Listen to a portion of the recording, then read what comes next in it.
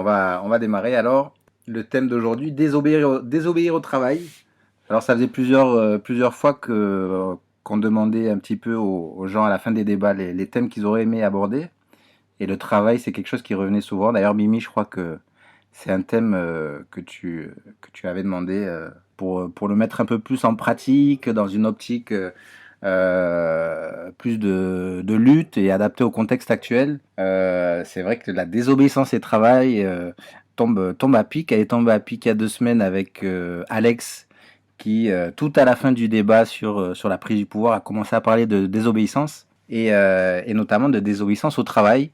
Donc il va nous en parler un peu plus et c'est vrai qu'on a pensé que ça pourrait faire un sujet vraiment intéressant et très adapté au contexte actuel étant donné que la mobilisation est assez difficile, en tout cas pour une relance de la grève et de mouvement social des travailleurs en général. Et c'est vrai que ça peut être une alternative très viable, en tout cas pour continuer à solidifier, à consolider plutôt les rapports entre collègues, la confiance, le rapport de force et puis possiblement la relance d'un mouvement social. On a pensé faire une première partie donc sur cette nécessité de désobéissance au travail, de manière individuelle ou collective. Parler un petit peu du sabotage aussi, qui est justement quelque chose qui peut rentrer dans ces outils et qui peut être un moyen actuellement de continuer la lutte, de continuer ce réseautage, cette consolidation, comme j'ai dit, des liens, ce rapport de force en période de difficulté, on va dire, pour mobiliser. Et étendre un petit peu plus en fin de débat, on verra sur une possible relance du mouvement social, de la grève interprofessionnelle. Je vais donner la parole à Alex en premier, qui avait commencé à parler de ce sujet la semaine dernière, même si c'était tout à la fin du débat et donc on n'avait pas trop eu le temps d'en parler. Donc Alex, si tu veux bien, c'est à toi. Alors, le temps de réactiver mon micro. Ça va, tout le monde entend bien? Ouais, on t'entend bien. Très bien. Donc, bonsoir à toutes et tous. Alors oui, effectivement, on avait au dernier débat, j'avais évoqué entre autres choses cette notion de désobéissance au travail. Bon, alors un peu, j'avoue que j'ai dû quand même un petit peu préparer. Parce qu'en discutant avec Bertrand, il m'a dit voilà, ce serait pas mal de parler de ça. Donc c'est un petit peu compliqué parce que il y a beaucoup de choses à dire. Donc je vais essayer de pas trop monopoliser ou trop partir dans différentes choses, mais en tout cas essayer d'avoir quelques points pour ouvrir la discussion plutôt, pour éviter voilà, c'est pas un cours, hein, c'est essayer de susciter un intérêt pour ce domaine-là, essayer de comprendre les tenants, les aboutissants et voir à quel point ça peut être un outil intéressant à plein de niveaux. Donc, alors quand on parle de désobéissance, il y a une première chose qu'on doit se dire, c'est que dans le cadre du travail, on a un lien de subordination. La subordination, c'est tout simplement le fait d'avoir, le lien de subordination, c'est simplement le fait d'obéir à quelqu'un contre un salaire. Donc d'obéir aux directives qu'on nous donne, obéir sur le travail qu'on doit faire et avoir une garantie de résultat et éventuellement, en tout cas le résultat demandé et en payer les conséquences si jamais c'est pas exécuté comme ça a été demandé. Donc le problème de la désobéissance, c'est que ça va à l'encontre de la subordination. Donc il faut aussi savoir comment l'amener, qu'est-ce qu'on va appeler désobéissance dans ce cadre-là. C'est pas de dire mon patron me demande de faire quelque chose, je dis non. C'est pas aussi simple que ça parce que du coup on est en rupture de notre contrat de travail. Voilà, dans le cadre où on est salarié, c'est une complexité et c'est quelque chose qui peut nous être reproché. Donc, c'est-à-dire des mesures disciplinaires et puis éventuellement un licenciement. Donc, le but, c'est pas de dire aux gens, allez-y, désobéissez, et puis faites-vous virer, ou ayez des remontrances. Voilà, c'est pas vraiment le but, mais il faut bien prendre conscience que le contrat de travail, c'est un contrat où il y a ce lien-là. Donc, et ensuite, la désobéissance, c'est pourquoi faire, globalement. Pourquoi on veut désobéir? C'est parce qu'on veut créer effectivement un rapport de force et combattre certaines choses qui nous paraissent, dans le cadre de la société ou dans le cadre de l'entreprise, qui nous paraissent choquantes, ou qu'on ne devrait pas accepter en temps normal, mais qu'on accepte malgré tout par ce lien de subordination. Donc c'est un effet très pervers, c'est qu'on est obligé d'obéir des fois à des choses qui nous semblent complètement à l'encontre de ce qu'il faut faire, mais qu'on n'a pas forcément la possibilité de refuser, la possibilité de tout ça. Donc, quand on part de ce constat-là, c'est qu'est-ce qu'on peut faire, ou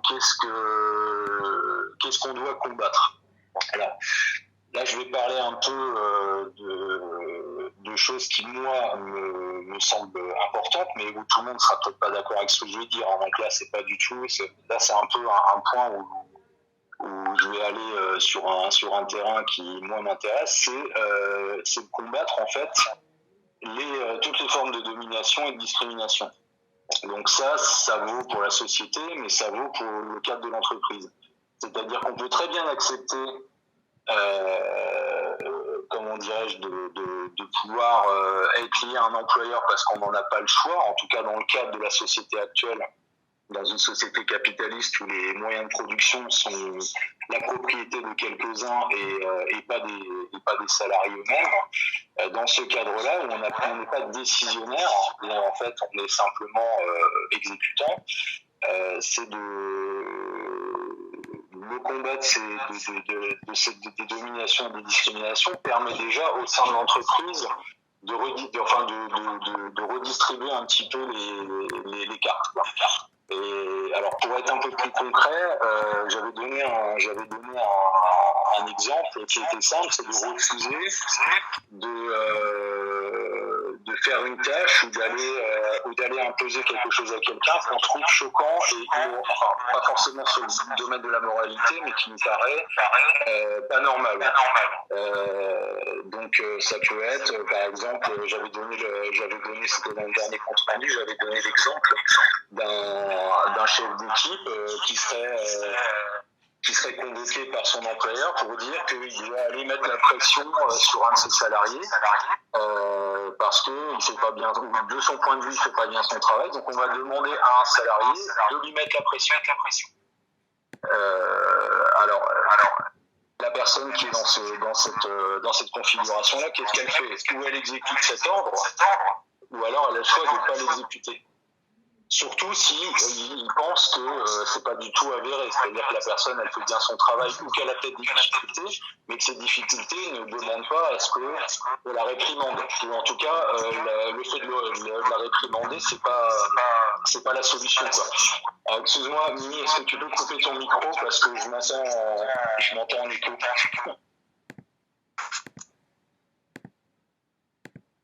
Et du coup, j'ai du mal à me suivre. Ah ben là c'est bon. Du coup, voilà, donc ça c'était l'exemple que j'avais donné, mais il y a plein d'autres exemples. Donc en fait, quand on parle de désobéissance, effectivement on parle de désobéissance qui serait entre les simples salariés ou même ceux qui ont un rôle hiérarchique et la direction, mais c'est aussi entre collègues, c'est-à-dire aussi de ne pas accepter. Enfin, dans plein d'entreprises, il y a du harcèlement moral, physique ou sexuel, par exemple, qui sont pas du fait des fois de la hiérarchie, qui sont parfois entre collègues du même niveau.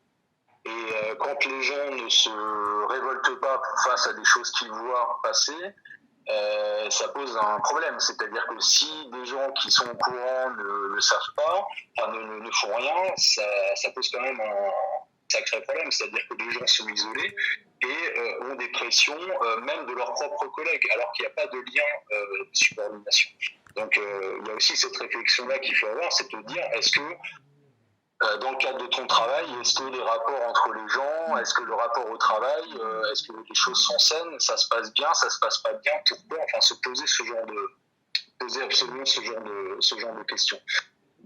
J'essaie d'aller un petit peu plus vite parce que là du coup j'ai encore pas mal de points. Bon, alors après c'est compliqué quand on est dans ce cadre-là. Le problème c'est que dans le cadre du travail, souvent on est évidemment souvent esselé, c'est-à-dire que la manière de fonctionner dans l'entreprise, il n'y a pas vraiment de solidarité, il y a une compétition interne à l'entreprise, et donc quand les salariés eux-mêmes prennent part à cette concurrence, en fait ils se sabordent eux-mêmes, c'est-à-dire que du coup il n'y a plus de solidarité possible. Il n'y a plus aucun, c'est-à-dire qu'on ne regarde pas l'autre, on ne fait pas attention à ce qui se passe. À la limite, on est bien content quand il se casse la figure parce que du coup, nous, on va tout lui. Enfin, tout ça, c'est des choses qui sont délétères. Donc, c'est des choses sur lesquelles il faut absolument lutter parce que si dans la société, c'est quelque chose qu'on ne veut pas, je ne vois pas comment on pourrait l'accepter dans le cadre du travail. Dans le cadre du travail, il y a des activités, parce que là, on parle du travail voilà, salarié, on va dire, voilà. Mais dans toute activité, ça va être pareil. C'est-à-dire, dès qu'on a des liens avec d'autres individus, c'est le savoir-être, voilà, c'est de pas essayer de dominer les autres, de travailler ensemble et de faire quelque chose en commun d'intéressant. C'est pas de voilà, la compétition.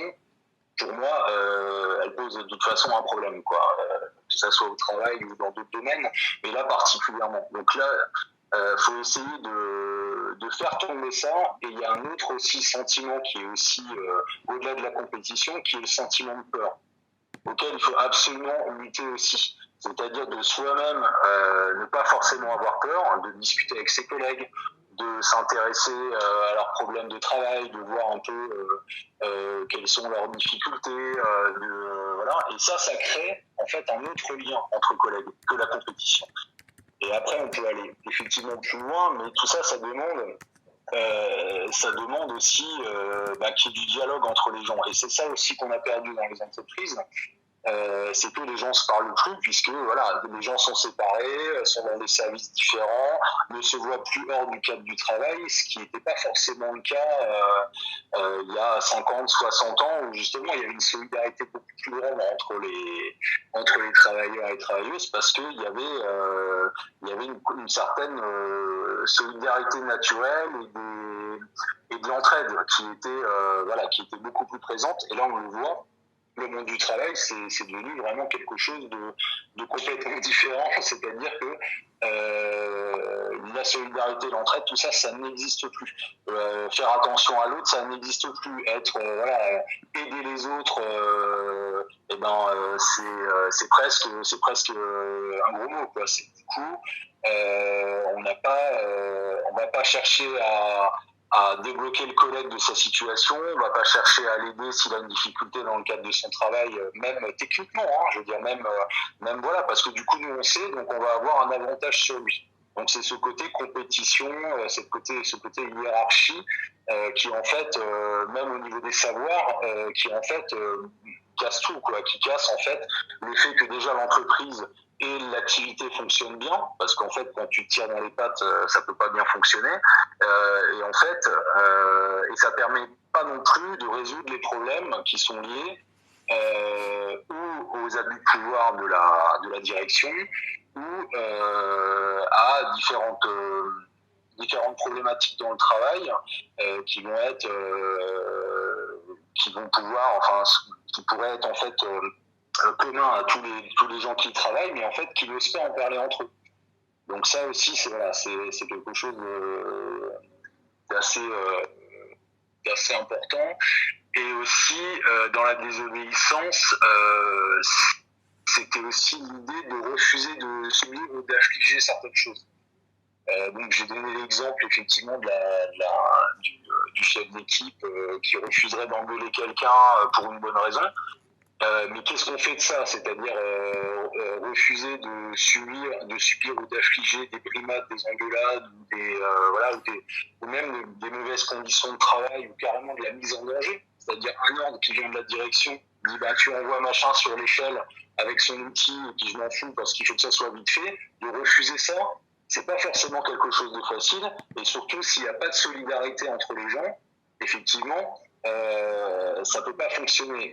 Donc en fait, la désobéissance, elle a un intérêt donc dans le rapport de force et dans la réflexion qu'on peut avoir dans le cadre de notre travail, c'est-à-dire pourquoi on travaille, comment on travaille, et est-ce que les gens se sentent bien dans leur activité et dans leur métier, mais aussi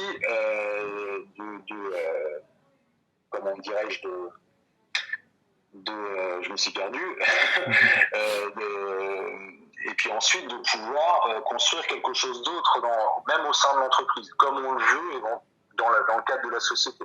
C'est-à-dire qu'en fait, l'entreprise fait partie de la société et un peu une société aussi un petit peu à part. Donc comment vouloir changer quelque part le monde dans lequel on vit, hein, on réfléchit quand même au monde d'après, ou en tout cas au monde qu'on voudrait. Donc le travail, c'est une question qui est centrale.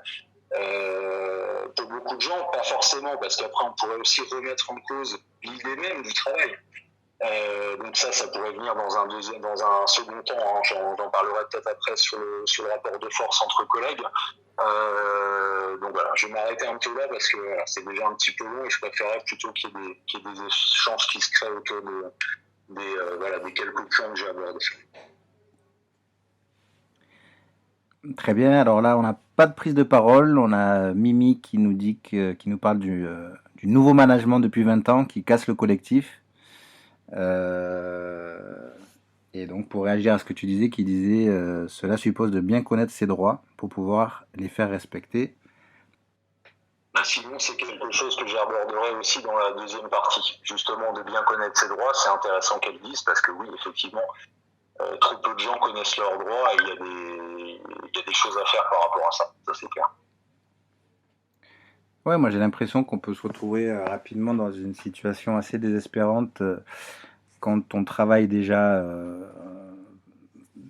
beaucoup d'heures, on va dire, par jour, tous les jours.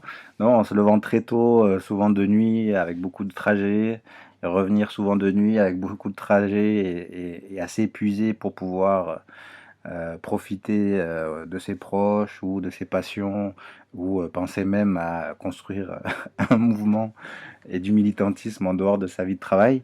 En plus de ça, quand il y a une casse sociale, quand il y a les réductions, enfin il y a une casse du code du travail, beaucoup d'abus, qu'on est en plus témoin d'abus, comme tu l'as dit tout à l'heure, et que quand on recherche un peu d'humanité, de solidarité, on se retrouve face à des murs, à des gens qui se réjouissent souvent des failles des autres, du malheur des autres, et qui sont dans un esprit de compétition.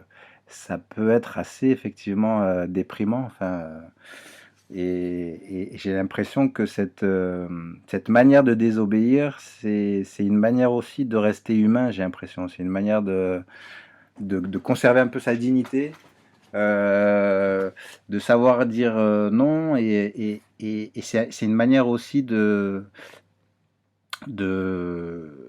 enfin, individuellement, il me semble que c'est humainement, c'est très très important, mais en plus, j'ai l'impression que c'est contagieux. C'est-à-dire que c'est vraiment ce que les gens autour ont besoin de voir.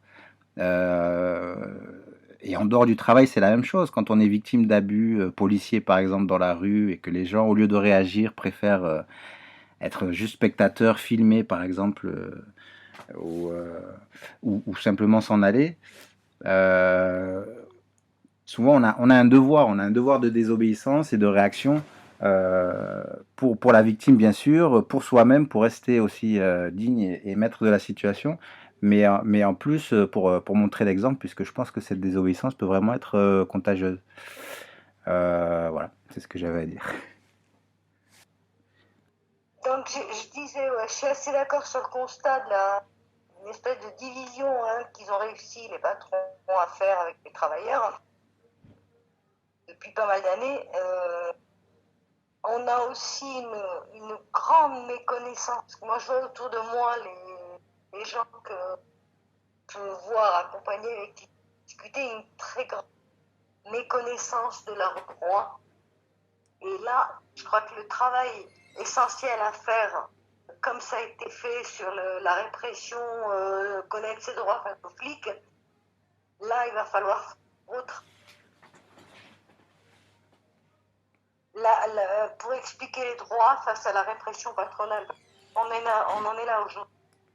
La loi travail dénie beaucoup du code du travail, donc il y a des droits qui ont disparu, mais en plus, les travailleurs aujourd'hui ne savent pas. On a en face une machine qui est le patronat qui broie à tout prix. Je parle pas des très grosses entreprises, là où il y a quand même, il y a des syndicats qui essayent ou qui font semblant quand même de faire respecter. Je parle des petites structures, ou des métiers comme les caissières, comme les femmes de ménage, comme toute cette population qui sont considérées comme des sous-métiers, sous-payés avec des horaires et qui n'y connaissent absolument rien, et qui se font laminer, humiliés au quotidien. Et ils sont seuls parce que c'est sûr, ils sont seuls sur des chantiers, ils n'ont pas l'occasion de voir d'autres collègues. Et c'est cela qu'il va falloir travailler au corps, je pense, pour leur expliquer qu'ils ont des droits, que le patron n'est pas roi, et que la désobéissance, c'est pas de dire je vais pas faire mon taf, c'est dire je vais faire mon taf, mais dans les bonnes conditions, et que tu me traites en être humain et non pas en esclave. Parce qu'on en est dans certaines boîtes rendues à ça. Après, j'ai pas de solution miracle. J'ai pas... Hormis peut-être, sur les réseaux où c'est pas mal entendu, par les réseaux sociaux, c'est peut-être, matraquer vos droits, et puis aller chercher les gens, leur expliquer, faire ce que font pas les syndicats aujourd'hui, quoi. Après, la désobéissance tout seul, moi je suis pas persuadée qu'un salarié tout seul dans sa boîte puisse faire ça. Je crois que c'est plus en collectif, c'est d'apprendre à travailler en collectif et non pas individuellement, il va au casse-pipe. Parce que la machine en face, elle est plus forte. Aujourd'hui, on n'a pas créé le rapport de force et le patronat, il sait, en plus avec la crise qui va arriver, qu'ils ont provoqué, avec le licenciement, le chantage à l'emploi va être fabuleux là, pour eux. Donc c'est plus en petit collectif, en portant des choses collectivement, que c'est possible, en faisant le boulot qui est plus fait depuis des années par les syndicats qui sont autour de la table à négocier, le travail de terrain qu'ils ont abandonné, je crois qu'il va falloir le reprendre. Il y a comme ça que ça fonctionnait, et en collectif. Moi, je suis pas certaine, à part certaines situations, quand tu es dans ton bon droit. D'ailleurs, j'ai eu un cas, c'était la semaine dernière, mais j'étais morte de rire. Une gamine de 22 ans qui bosse pour une boîte là, d'industriel. Elle chope le Covid. Donc, elle était en chômage technique, ils la font travailler. Elle chope le Covid. Donc elle envoie son arrêt maladie, le directeur qui lui envoie un SMS, on a une réunion demain. La gamine paniquée. Qu'est-ce que je fais? Je dis, écoute, je lui réponds gentiment que tu es en arrêt maladie, que tu as bossé, tes droits, et qu'il arrête de te faire chier. Elle n'a pas osé le faire, elle me dit, si je fais ça, il me lourde. Donc, et on sent, moi je me sens impuissante. Et c'est vrai que toute seule, avec ma grande gueule dans ma boîte, ils me font pas chier. Mais il y en a un paquet qui courbent les chines et qui se réduisent en esclavage tout seul. Et c'est le collectif. Ne travaillez pas l'individu. L'individu tout seul, il y arrive. La désobéissance, il ne la fera pas tout seul dans sa... À part quelques grandes gueules comme nous, puis voilà. Après, je sais pas. Voilà ce que je pensais. Merci Mimi. Il y a Veka qui dit qu'effectivement il faut beaucoup de courage. Il y a aussi de plus en plus de précaires. Et puis pour ce que tu disais de faire ça de manière individuelle, que c'était assez compliqué. effectivement, Alex te rejoint en disant que c'est pas possible, c'est voire même contre-productif. Donc il y a cette question des droits qui revient pas mal. C'est vrai qu'il faut connaître ses droits. Il y a un manque d'informations, de matériel à ce niveau-là. C'est quelque chose dont on pourrait parler pour de possibles solutions. Alors il y a Ripoll qui demande la parole. Il faut que tu allumes ton micro du coup, Ripoll. J'ai réussi à me reconnecter. Ouais, ce que je voulais dire, c'est que ce qui est compliqué, c'est en même temps le collectif et l'individuel et aller de l'un à l'autre. C'est-à-dire que des fois, le collectif, quand il est négatif, il suffit d'une parole un peu juste et tu peux récupérer le collectif. C'est pas toujours possible, mais en tout cas, moi, dans mes expériences professionnelles, j'ai souvent joué comme ça et ça n'a pas toujours mal fonctionné. C'est-à-dire que je la joue collectif au début, puis après, si ça suit pas, je la joue individuelle, et puis après, il disait, ah bah merde, on aurait dû faire comme lui, quoi.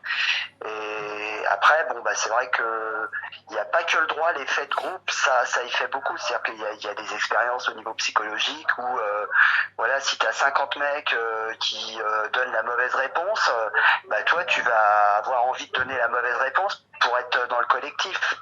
Et ça, c'est les phénomènes de groupe qui sont très complexes à comprendre et appréhender pour après pouvoir s'en détacher, quoi. Mais une fois qu'on a 2-3 billes comme ça, en fait, ça te permet d'analyser les situations et de la jouer collectif plutôt qu'individuel, parce que dans le collectif on gagne toujours, quoi. Mais il suffit d'être 1, puis 2, puis 3 déterminés, et puis après ça fout le bordel dans les boîtes, hein. Moi j'ai désobéi il y a maintenant une vingtaine d'années. Après, on a été 2, on a été 3, puis à la fin, on a été une cinquantaine à démissionner, et ça s'est su. Enfin, ça a fait vraiment un gros boom dans le département et même parfois au niveau national, parce que ça s'est su. Bon, moi, j'étais travailleur social, et du coup, il y a un moment donné où on nous a demandé de rentrer les personnes dans un ordinateur en mettant ce que tu disais dans l'entretien, enfin plein de trucs comme ça. Et moi, d'office, j'avais dit, mais ça, jamais de la vie, quoi. C'est pas dans mon contrat de travail, c'est pas dans la convention collective. Moi, je le ferai jamais, quoi. Et donc, on m'a cherché des noises. Ça a duré, la lutte a duré 2 ans. Et puis, bon, au bout de 2 ans, on a été 50 à se barrer, quoi. Mais ça a bien foutu la merde dans la boîte, quoi. Voilà. Je sais pas si c'était très clair. Hein. Ouais, non, c'était très clair, mais... Ah, ouais, non, c'était très clair, mais... Ah, du coup, il faut que tu coupes ton micro. Ouais. Il y a pas mal de plus à ton intervention de Mimi et de VK, mais j'ai l'impression que c'est parti de toi-même. Enfin, tu étais un petit peu tout seul au début à dire non, et c'est un peu ce que je disais tout à l'heure. Tu as inspiré une personne, un collègue, puis 2 collègues, et c'est comme ça que c'est comme ça un petit peu que ça a pris et que vous êtes arrivé à pouvoir démissionner à 50. Mais à la base, c'est parti de quelque chose d'assez individuel. Enfin, je te demande directement, Ripoll.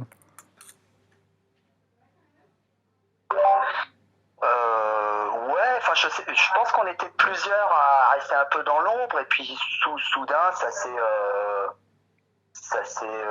enflammé, quoi. Mais c'est vrai que moi, j'étais pas mal à l'initiative de foutre le soupe dans la boîte, quoi. C'est clair que moi, je recevais une lettre recommandée par semaine, j'étais convoqué une fois par semaine par la directrice, et je lui disais, voilà, moi, je vais peut-être pas vous convaincre, mais vous n'allez jamais me convaincre, quoi. Faites votre boulot, et moi, je ferai le mien, quoi. Et puis, c'était tendu, et puis voilà, quoi. Finalement, je me suis barré, quoi. Ça partait aussi d'une connaissance de tes droits et d'ordre qu'on te demandait qui allait un petit peu contre... Le premier truc, ça a été plus instinctif, c'est-à-dire que non, c'est pas possible, on peut pas... Enfin, j'avais l'impression, peut-être sûrement par ma culture politique, mais j'avais l'impression de trahir le public avec qui je bossais, quoi. Pour moi, c'était Vichy, on recréait un fichier, on rentrait les gens, Bah, c'est un peu comme aujourd'hui avec l'application du Covid. Je me disais, non, j'ai un clignotant qui s'est allumé.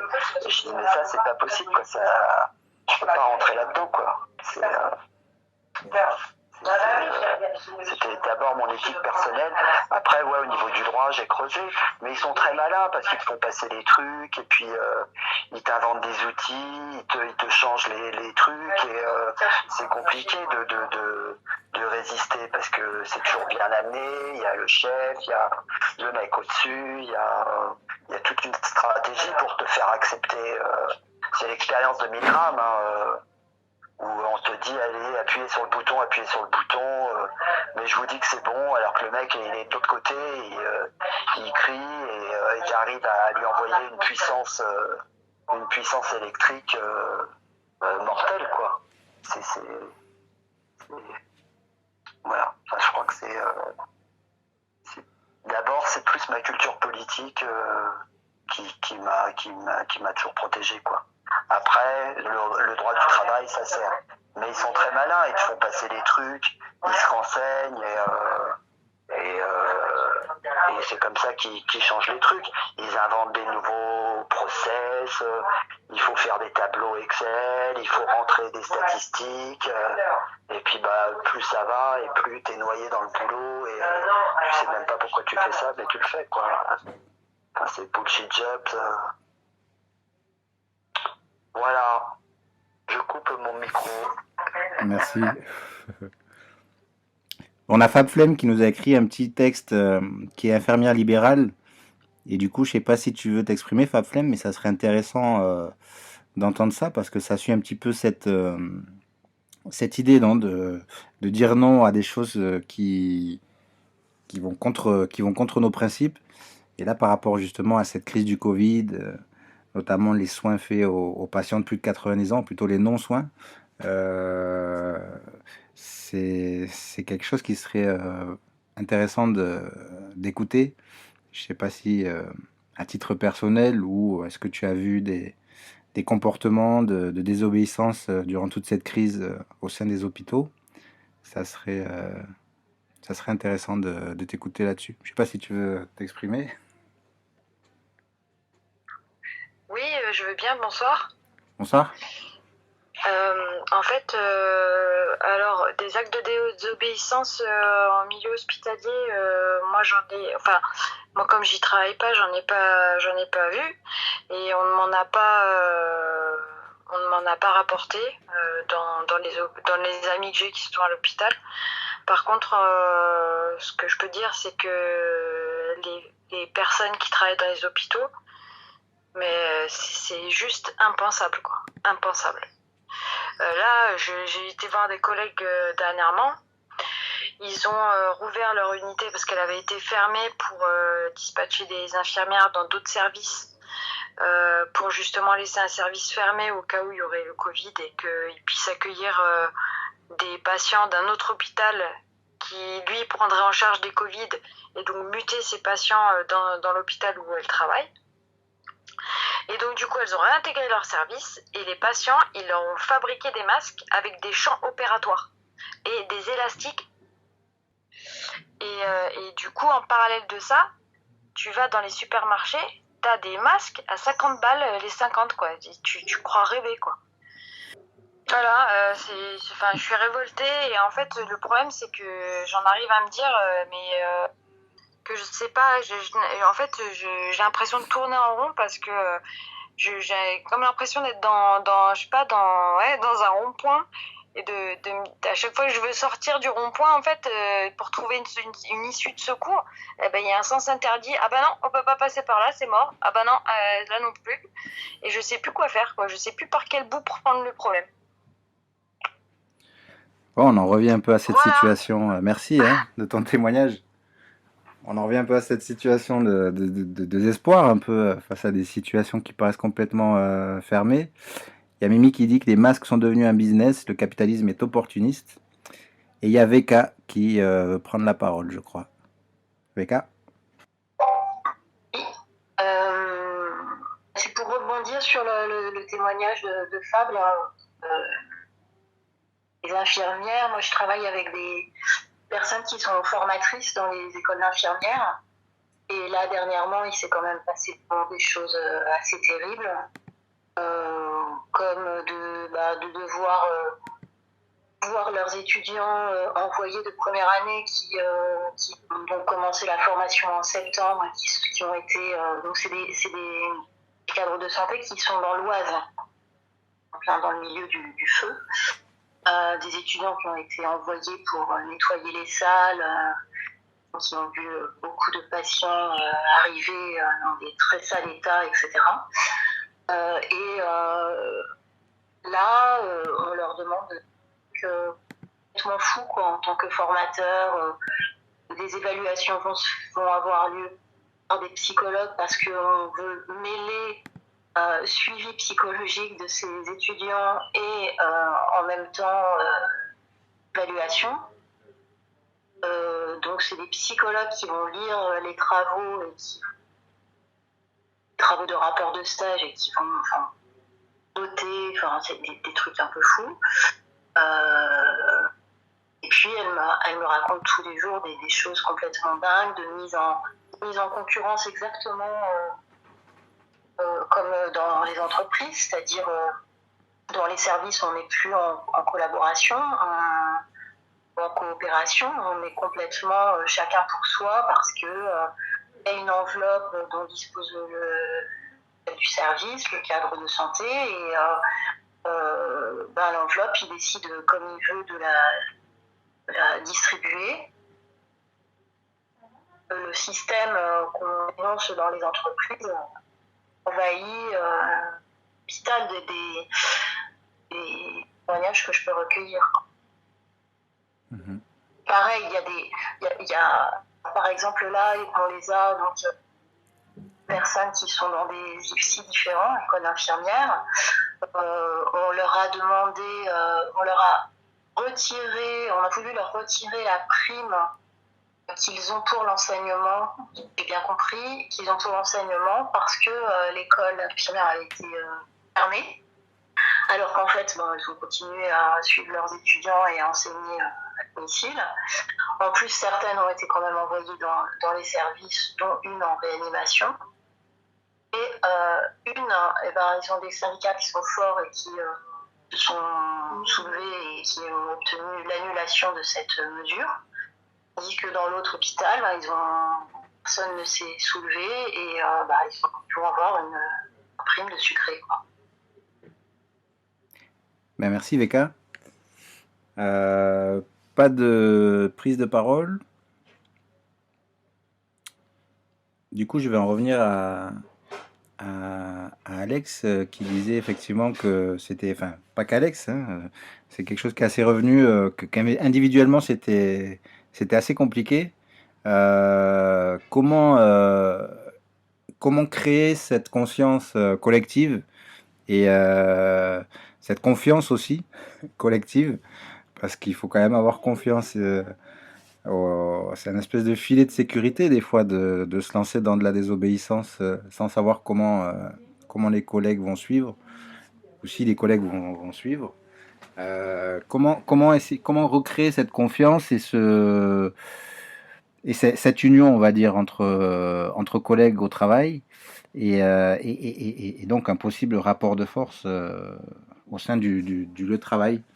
Je sais pas, Alex, si tu veux qu'on passe à cette partie-là.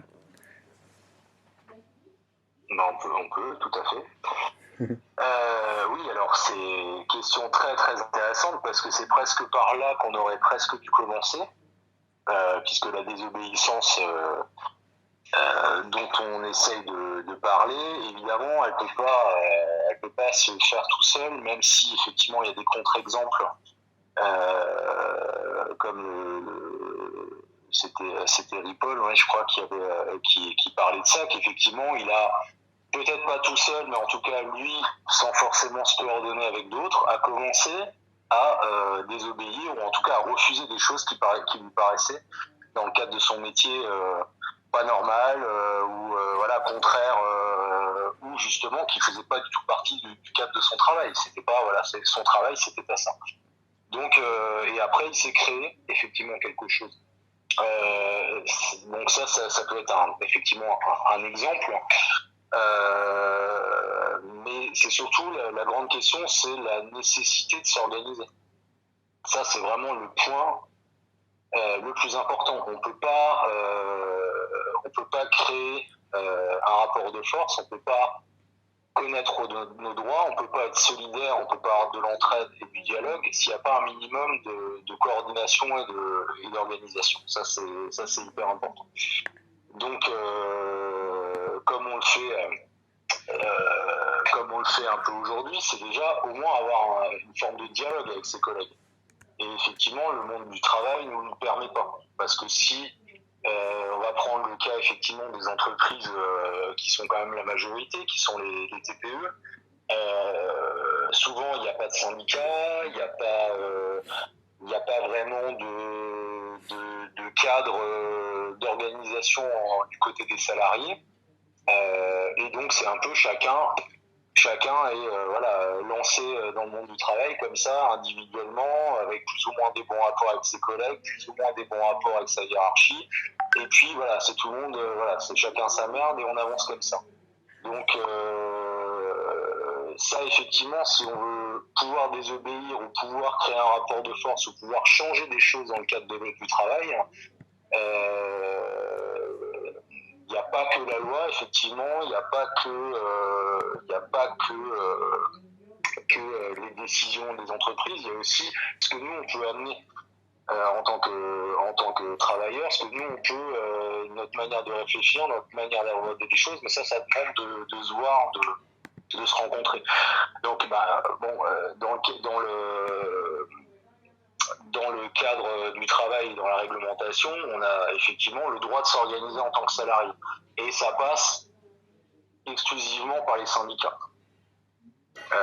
En tout cas, il n'y a pas d'autres vraiment possibilités pour le moment. On va dire aussi pour avoir une certaine légitimité dans le cadre de l'entreprise, de pouvoir avoir accès à certaines choses ou pouvoir avoir certaines protections, voilà. J'en passe et des meilleurs.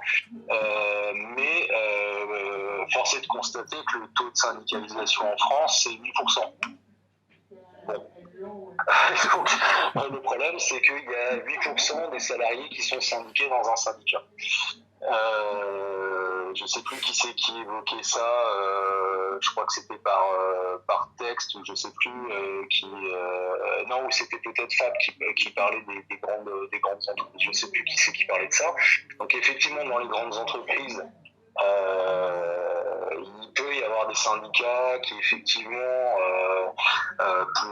peuvent avoir une certaine force, mais c'est pas une force, on va dire, qui est effectivement, elle peut protéger les salariés, elle peut faire des débrayages, faire des grèves au sein de l'entreprise pour pouvoir obtenir des choses ou empêcher des licenciements, tout ça. C'est vrai qu'il y a une certaine force qui se dégage de ça. Mais il y a aussi pour une part une grosse part de cogestion qui moi me pose un problème, parce que la cogestion entre deux entités qui n'ont pas les mêmes buts ni les mêmes moyens, c'est forcément inégalitaire. Donc ça veut dire que même un syndicat, de toute façon, il n'a pas la force et cette puissance-là. Il n'est pas l'égal de l'employeur, quoi. Même s'il est fort, même s'il est très nombreux, même s'il est représentatif, même s'il est tout ce qu'on veut, ça restera pas quand même légal. Donc la cogestion, moi, me paraît être une erreur stratégique de la part des syndicats. À part le fait que ça leur ramène des ressources financières pour les CE, pour même avoir des délégués, pouvoir avoir des gens qui sont payés à faire du syndicalisme. Ce dont je ne suis pas d'accord non plus, mais bon, alors ça pourrait se discuter aussi, mais voilà, d'être un professionnel du syndicalisme ne me paraît pas être une bonne solution non plus. Donc déjà, quand on voit ce constat-là du peu de taux de syndicalisation, du peu de force des syndicats, alors que ces syndicats-là, ces mêmes syndicats-là, signent tous les accords d'entreprise, de branche et les accords avec les ministères. Donc, le problème, c'est qu'on se fait représenter par des gens qui ne le sont pas vraiment, qui sont très peu représentatifs en réalité. Donc ça, c'est quand on parle du côté légal, quoi. Voilà, c'est quand on dit, voilà, on a le droit de s'organiser en syndicat, voilà, sauf que les gens sont principalement pas syndiqués. Donc, comment changer un peu ce rapport-là, déjà aux syndicats, parce qu'effectivement les syndicats ont certainement beaucoup déçu, ont parfois beaucoup trahi, ou ont perdu de leur influence au fur et à mesure du temps. Hein. Je veux dire, il y a des pendant toute la période des années 80, il y a eu une perte énorme en termes de syndiqués, et ça n'a fait qu'empirer jusqu'à arriver maintenant avec un syndicat, comment dirais-je, c'est même plus être réformiste, là, c'est vraiment voilà, qui est majoritaire, donc la CFDT, qui représente plus de 30% des salariés. Qui à mon avis joue pas du tout la bonne partition, mais bon, ça après, voilà, encore une fois, ça pourrait se débattre. Je ne veux pas mettre en plus tous les gens, tous les syndicats de la CFDT dans le même panier, parce qu'il y a certains des gens très très bien. Voilà, donc ça c'est le cadre légal. Ensuite, comment recréer déjà de la discussion, comment recréer une forme d'organisation des salariés pour justement influencer ce qui se passe dans le cadre du travail. Donc il y a effectivement, quand il n'y a pas de syndicat, ça peut être de créer un syndicat dans son entreprise. Et pas forcément de la rattacher à une confédération, même si après le fait d'être confédéré, d'être dans un regroupement de syndicats, ça permet d'avoir aussi plus de force parce qu'il y a plus d'outils, il y a des avocats, il y a différentes choses. Donc c'est aussi à mesurer entre l'indépendance et les moyens. C'est de savoir si on veut complètement rester indépendant et de ne pas avoir, mais aussi avoir la possibilité d'avoir de la formation syndicale, de pouvoir avoir de la protection juridique, enfin c'est différentes choses. Et il y a aussi une autre chose qui a aussi perdu un peu de sa force, c'est aussi les comités d'action. Ça a existé, je dirais, surtout jusque dans les années 70, où ça a aussi périclité. Les comités d'action, c'était des comités ouvriers qui, en fait, hors des syndicats, décider des modes d'action dans l'entreprise pour des revendications, pour la grève et tout ça. Le comité d'action, les gens peuvent être syndiqués, non syndiqués, peuvent être de tout métier. Enfin, il n'y a pas de hiérarchisation, il n'y a pas de connaisseurs, il n'y a pas de c'est des gens qui se regroupent pour pouvoir discuter des moyens d'action dans l'entreprise. Donc ça fait une autre piste aussi de créer en fait des nouveaux outils, des outils différents ou à côté ou complémentaires. On n'est pas obligé de faire tout l'un ou tout l'autre. C'est pourquoi pas être dans le cadre d'un syndicat et pourquoi pas être dans le cadre d'un comité d'action au sein de son entreprise. Et je dirais dans les toutes petites entreprises, c'est aussi possible. Mais ça demande aussi qu'il y ait eu des choses qui soient faites avant. J'imagine mal, dans le cadre d'une entreprise où il n'y a jamais eu de syndicat, par exemple, il y a quelqu'un qui vient dire, voilà, on a créé un syndicat, on est 3, et puis il y a les 30 collègues derrière, et qui sont pas dans le syndicat. J'imagine pas ce que les 3 risquent de subir comme problème au niveau de l'entreprise. Ça va être le personnel à battre. Donc il y a aussi des choses qui se préparent. Ça se fait pas du jour au lendemain.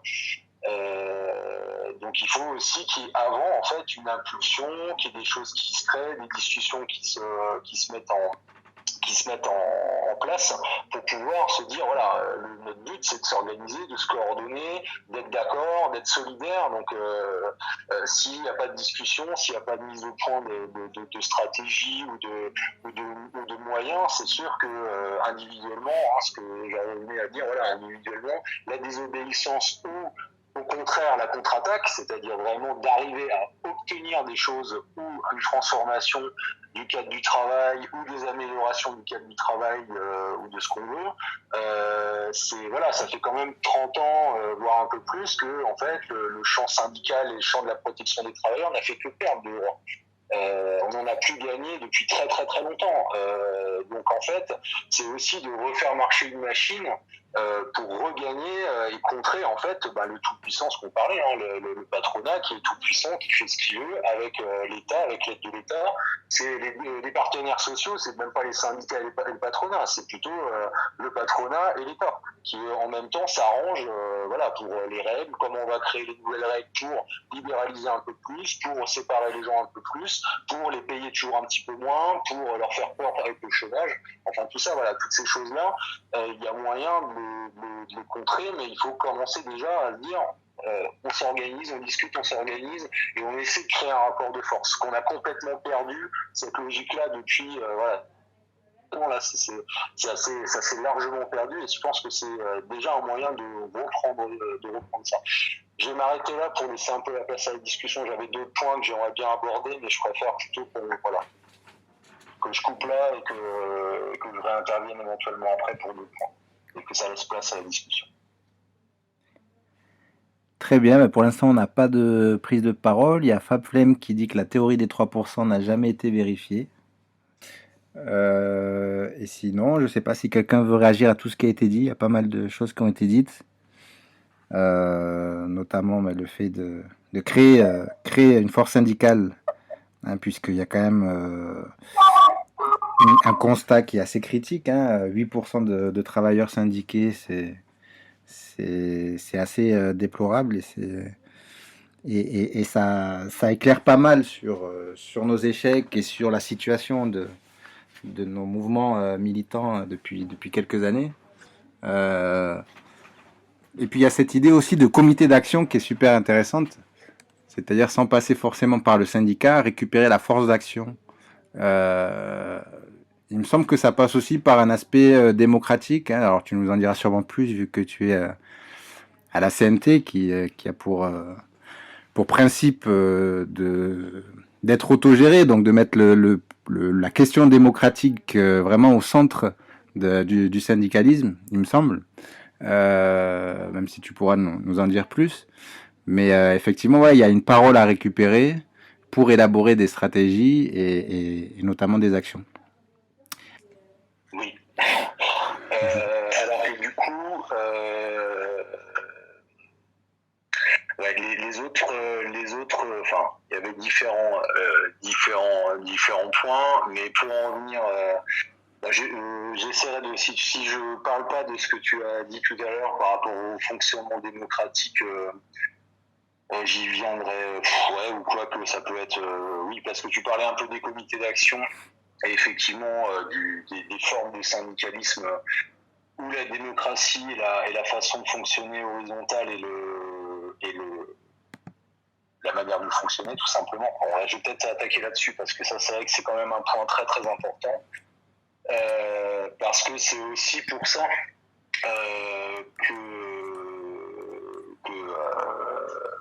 qu'en fait j'ai créé un syndicat parce que moi j'ai jamais été syndiqué de ma vie alors que le syndicalisme m'a toujours intéressé parce que je suis militant anarchiste depuis très très longtemps et que effectivement que l'outil syndical a toujours été traditionnellement dans le milieu anarchiste quelque chose d'important.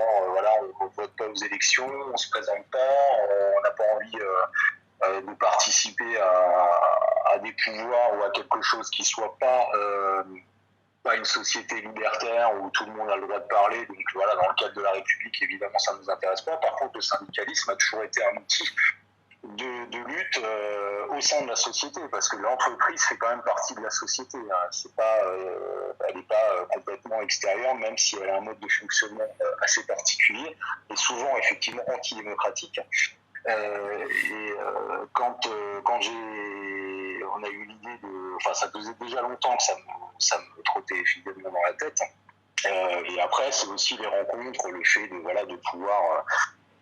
pouvoir rencontrer des gens qui sont aussi motivés pour créer un syndicat tout seul. Évidemment, ça n'a pas trop d'intérêt, donc c'était de rencontrer des gens, mais j'ai pas fonctionné de la même manière, c'est-à-dire j'ai pas créé avec mes camarades que j'avais rencontrés, on n'a pas créé un syndicat d'entreprise.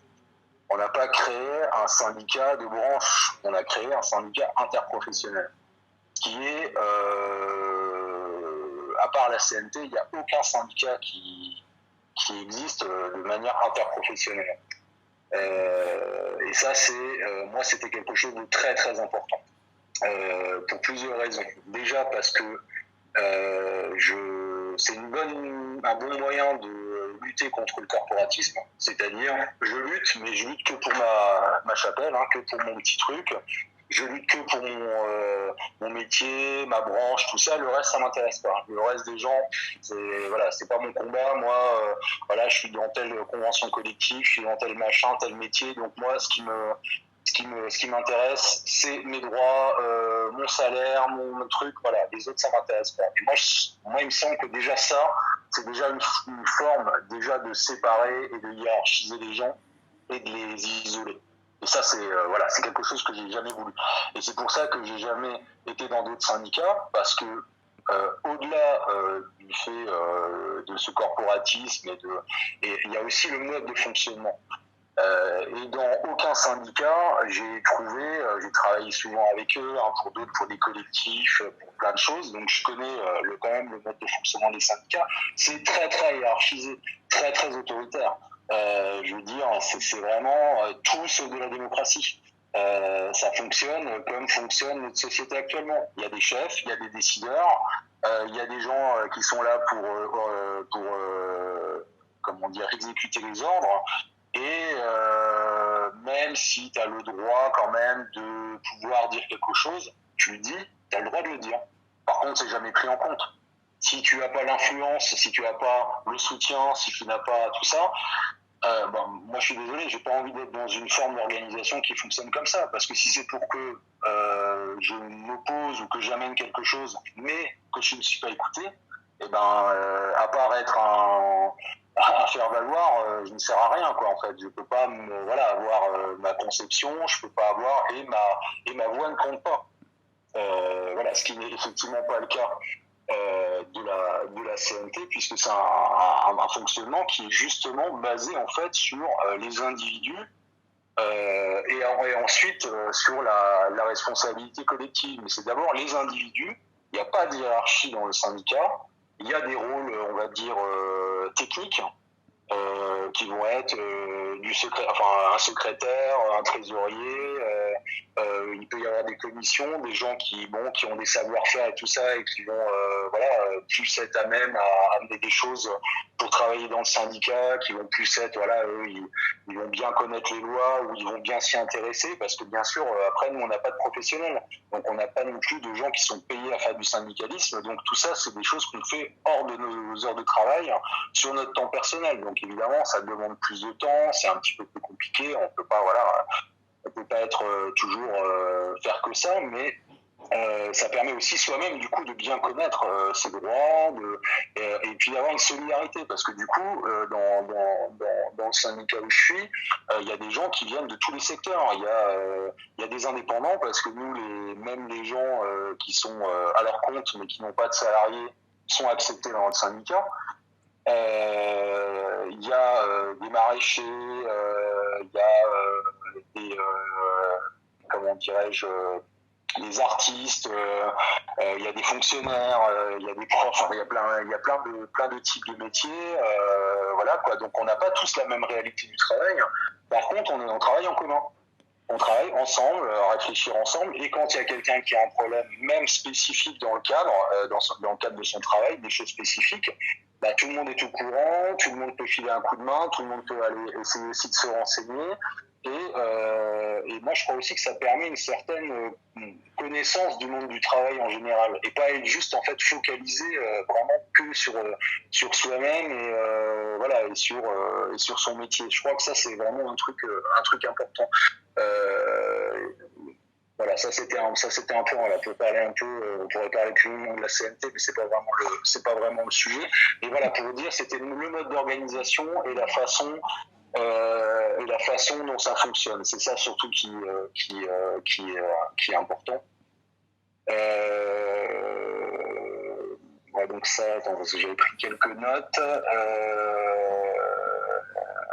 Oui, et ça permet aussi pas que ça, mais je pense aussi que dans le cadre de l'entreprise, dans le cadre de ses collègues, qui me paraît aussi assez important, c'est d'avoir un regard critique en fait sur son travail, sur les méthodes, sur son domaine d'activité même, pour savoir si ce qu'on fait comme travail, ce qu'on fait comme tâche tous les jours, est-ce que ça a un intérêt collectif, est-ce que ça a un intérêt pour le bien commun, est-ce que ça a un intérêt pour la santé, ou est-ce que nous-mêmes on ne se met pas en danger pour notre santé, est-ce que ça a un intérêt pour l'écologie, pour l'économie même, parce que des fois il y a comment on appelle tous les secteurs bullshit qui servent strictement à rien, mais qui sont là pour nous faire consommer et tout ça. Est-ce que vraiment toutes ces activités-là sont vraiment quelque chose qui sont importantes et qui créent de l'intérêt collectif. Je crois que les gens se posent pas assez ce genre de questions souvent en se disant oui, je fais ça parce que alors on ne choisit pas toujours son métier, hein, ça j'en suis aussi totalement conscient,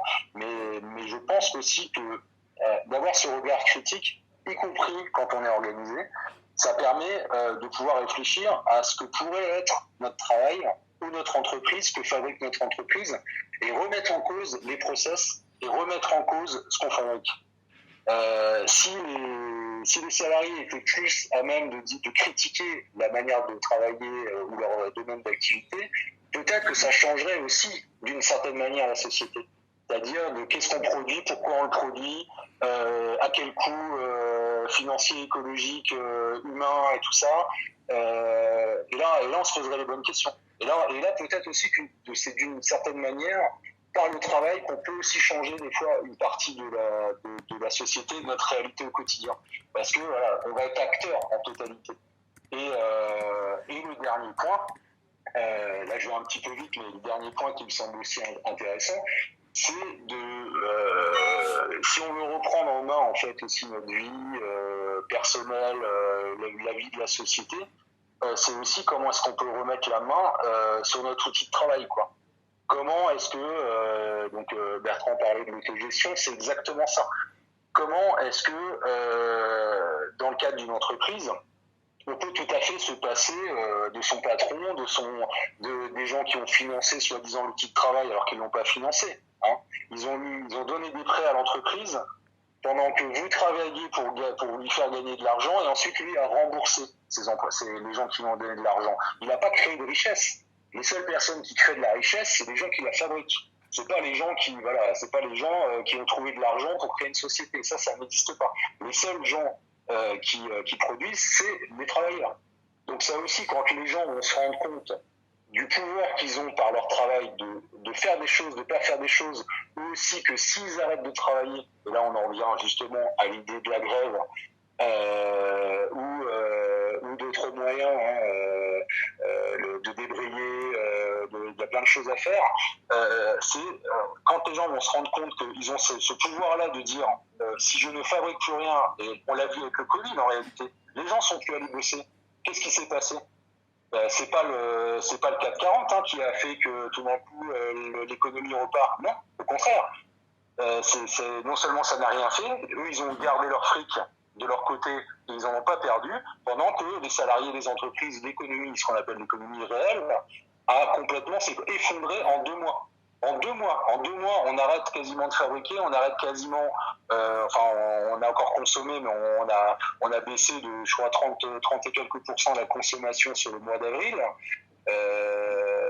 Et voilà, donc c'est aussi toutes ces réflexions-là, à mon avis, qu'il faut avoir pour qu'ensuite, on puisse retravailler sur des choses, sur des bases meilleures. Mais ça progressivement, c'est pas quelque chose ça va pas être un turnover, c'est pas du jour au lendemain que ça va changer. Mais je pense que faut tirer même des conséquences de ce qui s'est passé là avec le Covid, parce que ça montre bien certaines choses quand même, malgré tout. Comment effectivement, à quel point l'État et les décideurs peuvent être autoritaires dans leur manière de fonctionner. Est-ce qu'il y avait besoin de confiner tout le monde? Est-ce qu'il y avait les moyens de protéger les gens? Est-ce qu'il y avait des masques? Est-ce qu'il y avait des lits de réanimation? On a bien vu que non. Mais on a bien vu que non, parce que ça fait, encore une fois, 30 ans qu'il y a une paupérisation des soins et qu'on fait tout pour péter l'hôpital public.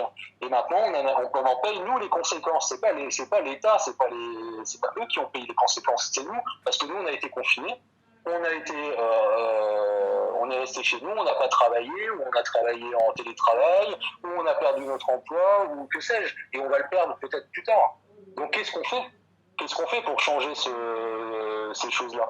Donc bon, voilà, le Covid, c'est un débat un peu à part, hein, ça mériterait même qu'on en parle, la façon dont ça a été géré, voilà, de façon autoritaire, et que du coup, sans avoir vraiment de solution immédiate et future, parce que là, la solution future, c'est juste de nous endetter un petit peu plus et de nous remettre au travail plus et le moins cher possible. C'est-à-dire que là, demain, ce qui va se passer, c'est que dans les entreprises, ce qu'on a connu avant, c'est rien. Là maintenant, ça va être l'offensive, quoi. Là, il faut s'attendre quand même à ce que dans le monde du travail, ça soit la guerre, quoi. Vraiment. Que là, les patrons, entre l'assouplissement des 35 heures, la possibilité, les patrons ont le droit de demander des baisses de rémunération. Ils ont le droit de les demander aux syndicats. Les syndicats ont le droit de les signer. Donc il y a un moment, il va falloir se poser la question, est-ce qu'on s'organise ou est-ce qu'on attend de se faire complètement dépouiller et foutre à la porte et dans la misère pour réagir, quoi. Là, il y a un moment, il y a quelque chose on est à un instant vraiment très très particulier où déjà avant c'était pas glorieux, on était encore sur le mouvement des retraites qui s'est arrêté à cause du Covid-19, mais il y a eu la loi travail avant, il y a eu comment dire, l'assurance chômage, il y a eu tout ça, il y a plein de choses qui font que là, les lendemains qui chantent, j'y crois pas, en tout cas pas en se laissant faire, pas en laissant les choses être décidées voilà, par les décideurs et nous ne rien avoir à dire. Donc comment est-ce que nous aussi maintenant on va passer à l'offensive pour pas se laisser faire, parce que là je crois que demain ça va être quand même assez compliqué si on pense que tout va couler de source et tout va redevenir comme avant, c'est-à-dire bon, on va retrouver nos problèmes et tout ça, mais tout va redevenir au niveau où c'était avant, non? Et puis je dirais même qu'au contraire, c'est qu'il faut pas que ça redevienne comme avant. Donc voilà, faut se donner les moyens de passer à l'offensive, je pense. Mais voilà, mais avec quelque chose de concret et quelque chose de constructif. Pas à l'offensive juste pour dire on se met en grève, on arrête le travail. Ok, mais pour quel but? Pourquoi? Donc il y a aussi, voilà, c'est aussi avoir un certain objectif ou des objectifs intermédiaires et de se dire, voilà, si on arrive déjà à faire ça, mais tout ça, ça se construit, quoi. Et donc il faut commencer à construire ça. Et j'arrête là. J'espère qu'il y aura quand même des gens pour prendre la parole parce que je me sens un peu tout seul. Oui, en tout cas, c'est super intéressant. Pour l'instant, il n'y a pas de prise de parole. Je ne sais pas si quelqu'un veut réagir à tout ce qui a été dit à présent. Oui, si vous voulez, moi je veux bien dire un mot rapide. Mais bon, ça va complètement dans ce sens-là, quoi. Je pense qu'il y a vraiment un énorme problème au niveau syndical à l'heure actuelle, quoi, qui est effectivement ce fait que en fait il n'y ait que 8% de la population, quoi, qui soit syndiquée et qu'ils se revendiquent en fait que ce soit eux les négociateurs avec le patronat. Et ce que je crois que c'est Bertrand, tu disais que effectivement il y avait une certaine forme de professionnalisation de certaines personnes dans les syndicats, en tout cas, qui pose aussi un énorme souci, quoi. Moi, je vais parler un peu de mon expérience personnelle, quoi. C'est notamment au moment des grèves contre la réforme des retraites, où on a essayé de pousser les syndicats à adopter peut-être une forme un petit peu plus large, notamment parce qu'il y avait toujours ces intersyndicales, mais qui étaient réservées bien sûr qu'aux personnes syndiquées, et encore c'était toujours plus ou moins pour les directions syndicales, et puis toujours sous la forme justement du corporatisme. Et donc nous, les jeunes, et puis aussi la base syndicale, avons essayé de pousser un maximum pour organiser en fait des assemblées plus larges, des assemblées ouvertes à tous. Et en fait, il n'y en a eu qu'une parce que dès qu'il y a certaines personnes qui leur ont mis un petit peu, qui leur ont dit un petit peu leur cas de vérité, qui leur ont dit un peu, qui leur ont mis un peu le nez dans leur merde, ils n'ont pas supporté et donc ils ont complètement, ils ont tout verrouillé, quoi. Et le problème, c'est que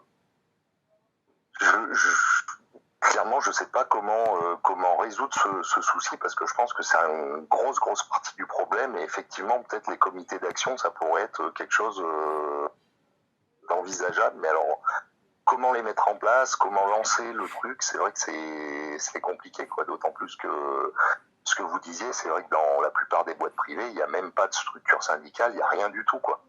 Donc, je sais pas, je pense que oui, peut-être sous la forme de la prise de conscience par des assemblées, par la création d'assemblées populaires, donc quelque chose de très ouvert, et puis en profiter pour faire passer ce genre de message pour que peut-être au sein des entreprises, les gens prennent conscience et s'auto-organisent, quoi.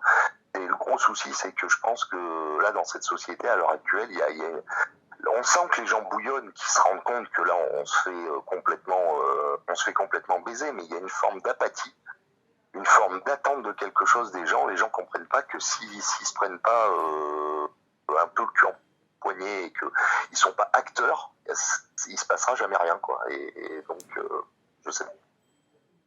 Voilà, je voulais dire d'autres choses, mais j'ai oublié, donc je vais m'arrêter là. Alors, tu reprendras la parole. Moi, si je peux dire un petit mot, vu qu'il là, il n'y a pas de prise de parole, sur quelque chose qu'on a fait à la Maison de la Grève, parce que, bon, effectivement, la Maison de la Grève, donc on a essayé d'être au service des grévistes, notamment donc d'analyser leurs nécessités, leurs besoins, et essayer d'y répondre comme on pouvait. Donc, c'est notamment passé par la mise à disposition de lieux de rencontre, ou d'outils de communication, ou voilà, du soutien sur leurs événements, sur leurs blocages, etc. Et il y a un comité, enfin il y a un petit groupe d'éboueurs qui sont venus me rencontrer un jour dans l'Interpro. Et effectivement, ce groupe d'éboueurs, ils avaient énormément de problèmes pour s'organiser. Ils me parlaient de leur syndicat, que je peux citer, hein, donc c'était Force Ouvrière et la CGT, donc deux syndicats qui étaient complètement corrompus en fait dans leur branche. Donc c'était du favoritisme, des choses comme ça. Dès qu'on montrait un petit peu du doigt, dès qu'on critiquait, on se faisait un peu voilà, menacé même. C'est des gens qui sont assez précaires en plus, hein, dans le nettoyage et dans le nettoiement. Donc ils subissent énormément de pression, etc. Donc c'était assez moche, on va dire. Enfin, c'est toujours assez moche la situation syndicale chez eux. Une perte d'espoir complètement, et dans les syndicats et aussi dans les collègues, parce que c'est vrai que c'est très difficile pour eux de motiver des collègues pour cette situation de précarité où justement voilà, les gens ont très peur, ils sont vachement dirigés par la peur, et donc voilà, ils étaient dans une situation de désespoir, notamment par rapport aux caisses de grève. Ils savaient pas du tout comment faire, ils comptaient pas du tout sur leur syndicat pour monter des caisses de grève. Là, je parle de la grève générale qu'on vient de vivre, hein. Donc au début de la grève générale, peut-être à la fin du mois de novembre, ils sont venus donc à la coordination Interpro qui était d'Île-de-France, en essayant de parler de tout ça. J'ai essayé de faire le lien avec Sud qui nous recevait, et on va dire les leaders, on va dire syndicalistes, que je vais pas citer ici, hein, mais que pas mal de gens connaissent. Pour voir quelles solutions pouvaient être créées, trouvées en tout cas, notamment sur les caisses de grève, comment on pouvait voilà, trouver des solutions. Et ils ont pas du tout été écoutés en fait. Ils ont pas du tout. On a senti qu'il n'y avait pas cette conscience interprofessionnelle de créer quelque chose pour l'autre. Ça a été assez compliqué. Ils sont plus revenus d'ailleurs. Ils sont plus revenus. Ils ont refait une tentative un petit peu plus tard. C'était la grève des poubelles. Du coup, qu'on a vachement soutenu avec les maisons de la grève, en essayant de faire des tutoriels, des choses comme ça, qui était justement une action interpro avec les gars de la RATP. Donc, un des premiers freins de la grève des gars de la RATP, c'était le tram qui ramassait tout le flux en fait de passagers, et donc du coup qui permettait de casser un petit peu leur grève. Et une action interpro qui était intéressante, même le concept d'action interpro est vachement intéressant, mais là, ils demandaient aux gens de déverser les poubelles sur les voies du tramway, étant donné que la ville de Paris ne pouvait pas, enfin les nettoyeurs ne pouvaient pas intervenir sur les voies du tram pour nettoyer. Ils devaient, enfin c'était de la responsabilité des gens de la RATP. Du coup, ça bloque le tram. Ça favorise donc cette grève. Le tram doit appeler des agents de la RATP pour nettoyer. Et les agents de la RATP étant à parfois 90% en grève, forcément, ça allait pas bien fonctionner. Et du coup, c'était des actions qui étaient assez efficaces, notamment pour amplifier l'action de la grève de la RATP, mais aussi pour créer ces liens interpro. Pareil, ils sont venus présenter ça à la coordination interpro et aucun suivi, aucun soutien. Et donc, du coup, ça a pas pris non plus. Ça a pas fonctionné. Il n'y a pas eu de soutien, de suivi. Mais en tout cas, nous est née cette idée de comité d'action interprofessionnel. Donc il y a une vidéo qu'on a faite à la Maison de la Grève qui parodie une scène de Fight Club. Je vous enverrai le lien là sur le chat. Et donc c'est un appel à la création de comités d'action interprofessionnels, parce qu'effectivement quand on arrive à s'asseoir avec 3 gars de la RATP, 3 éboueurs, 3 postiers ou un postier, et, un électricien de la CGT Énergie, directement ça a beaucoup plus de gueule, puisqu'il y a du partage de savoir, d'informations, il y a des gens qui ont des plans, il y a des gens qui ont des clés PTT comme les postiers, il y a des gens qui ont des capacités de couper de l'électricité ou des caméras de vigilance, par exemple, pour parler de la CGT Énergie. Donc dès qu'on mutualise en fait ces compétences, ça prend pas mal ça prend vachement de la gueule. Pareil, on a essayé de pousser ça aussi dans la coordination interpro, ça a jamais suivi. Bon, j'ai l'impression qu'elle est un peu noyautée pour qu'il se passe pas grand chose en fait. D'ailleurs, il s'est jamais rien passé avec cette coordination interpro depuis septembre, sa création. Mais en tout cas, voilà, c'est un concept qui... Je vais vous envoyer le lien là de notre appel avec la vidéo qui est parodique, hein, qui est une parodie de Fight Club qui est assez marrante. Donc c'est le Strike Club du coup. Jouez pas au con avec nous, parce que justement c'est quand ils arrivent à choper un des politiciens là dans les toilettes et qui leur dit voilà, nous on amène vos gosses à l'école, on vous surveille pendant que vous dormez, on vous cuisine, etc. Donc jouez pas au con avec nous. En fait, c'est récupérer ce pouvoir du travailleur et ce rapport de force. Voilà, bah, c'était juste pour parler un petit peu de mon expérience par rapport à ces comités d'action. Et c'est vrai que s'il peut y avoir un peu plus d'intervention là-dessus, c'est assez intéressant, parce que c'est une alternative justement au syndicat qui peut effectivement être compliqué à créer, surtout quand on est un petit peu seul ou en tout cas en minorité avec ses collègues, qu'on n'a pas forcément toutes les compétences, mais bon voilà, surtout la minorité effective. Et ça peut être une belle alternative de commencer par là.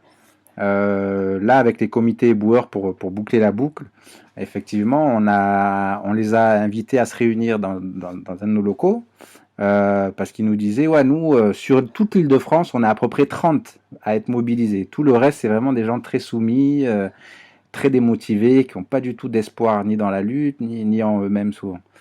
Et du coup, on a réussi à réunir ces quelques personnes motivées, mais aussi à les faire se rencontrer avec d'autres personnes. Donc là, en l'occurrence, c'était des gens du collectif Désobéissance écologique.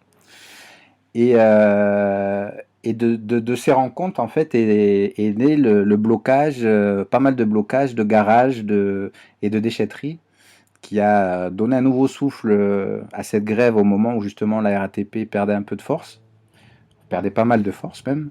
Ça a été un rebond dans la grève, et ça a lancé enfin ce mouvement qu'on a appelé la guérilla des poubelles, qui avait vraiment du mal à démarrer depuis le début de la grève, et qui au final a démarré avec des gens extérieurs au nettoyage. Voilà, des gilets jaunes, des autonomes, des gens, donc des écolos désobéissants, qui se sont organisés, qui ont créé des fils de solidarité sur Signal pour savoir quel jour il fallait aller à quel garage, etc. Se diviser les forces sur les différents garages, faire des repérages, s'envoyer les infos, prendre des photos, où était garée la police, etc. Mais dans ces groupes-là, en fait, il y avait très très peu d'éboueurs finalement. Ça sortait du cadre, et c'était vachement intéressant parce que ça permettait d'apporter du soutien. Alors ça rejoint un peu ce que disait Alex sur la CNT, où on n'a pas forcément besoin d'être tous de la même branche, on peut s'amener de la solidarité, et je pense que c'est aussi de la mutualisation de savoir, de compétences, puisque effectivement, il y a des gens qui pouvaient amener beaucoup de savoir sur de la technologie, sur des caméras, sur des plans d'atelier, etc., etc. Voilà, je vais passer la parole. Il y a pas mal de plus. Fab Flemme qui nous dit: on a infiltré un fil Telegram de la REM où ils disaient qu'ils allaient nettoyer les lignes de tram pour permettre la reprise du trafic. Ouais. Allô, Oui, salut Bertrand, Sonia. salut Sonia.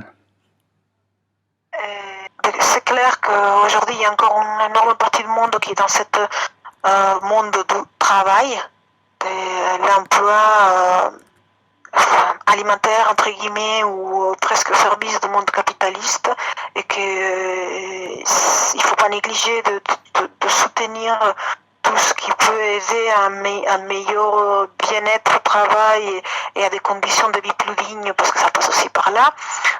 Mais j'aurais envie de me dire comment on a aussi une mise en visibilité, une réflexion de fond sur toute cette question-là, de dire la reconnaissance pas seulement de travail, mais d'activité, pour que ça légitime aussi, que ça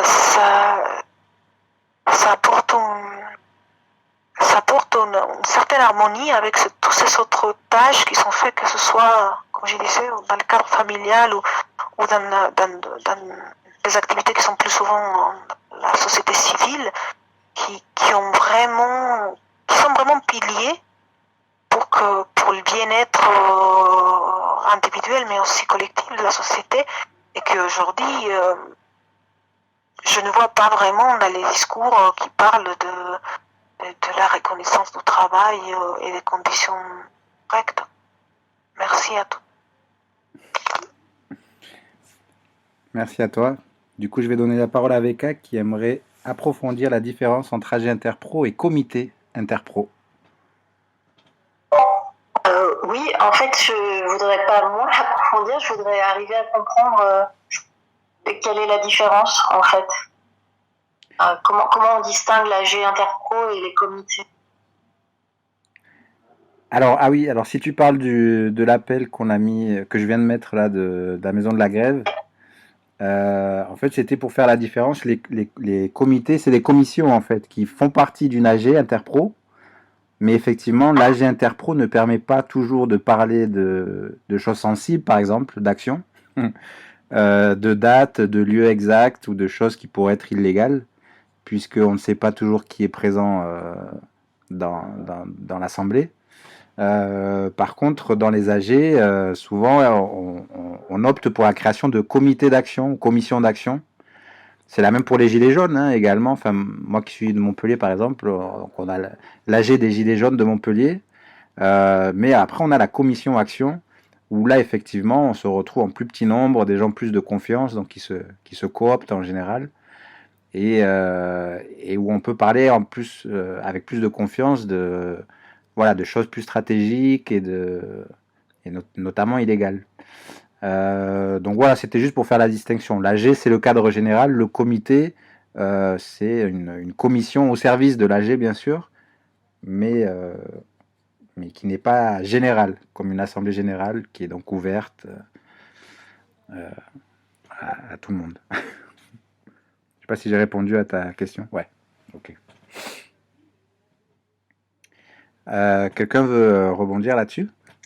Alors moi je veux bien sur ce que j'ai compris de ce qu'a dit Sonia, parce que hélas ça a coupé pas mal. Donc mais si je peux revenir sur la fin de son intervention, du coup on entendait bien. Je peux me permettre? Oui, bien sûr. Alors oui, là Sonia elle a soulevé un point très très très intéressant, qui est en fait la remise en cause de ce que c'est que le travail ou l'activité aussi, hein, ça fait partie un peu de ces questions-là, et le temps social, la participation sociale aussi qui nous est complètement enlevée. En réalité, on n'a pas cette capacité-là,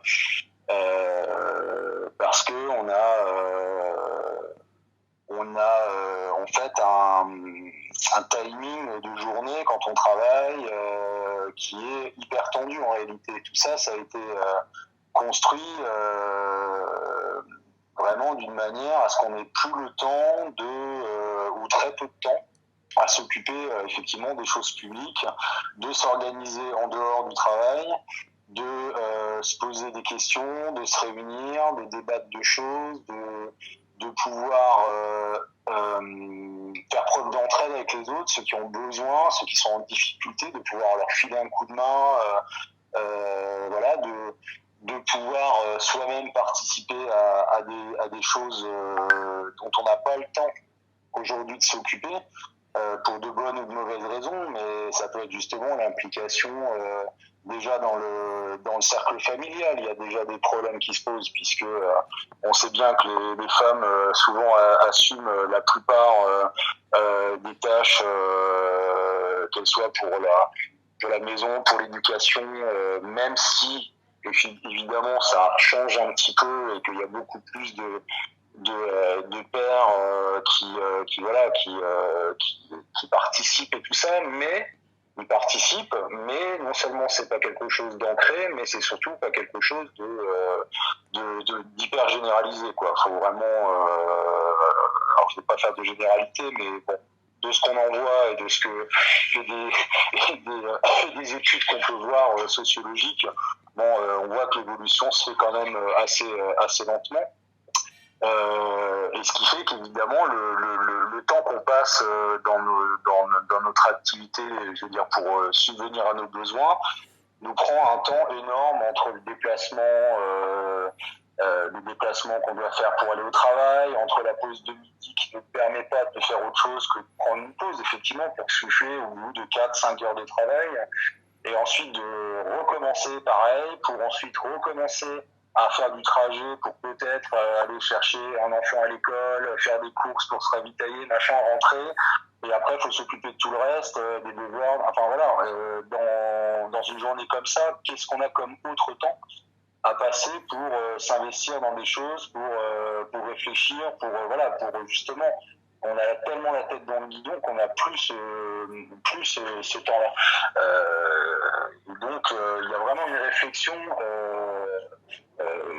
Faut vraiment se poser la question, quoi. Est-ce que c'est vraiment comme ça que ça doit être et que c'est comme ça que ça doit fonctionner, parce qu'il faut qu'on ait un certain nombre d'heures de travail pour que économiquement on puisse assumer notre vie simplement.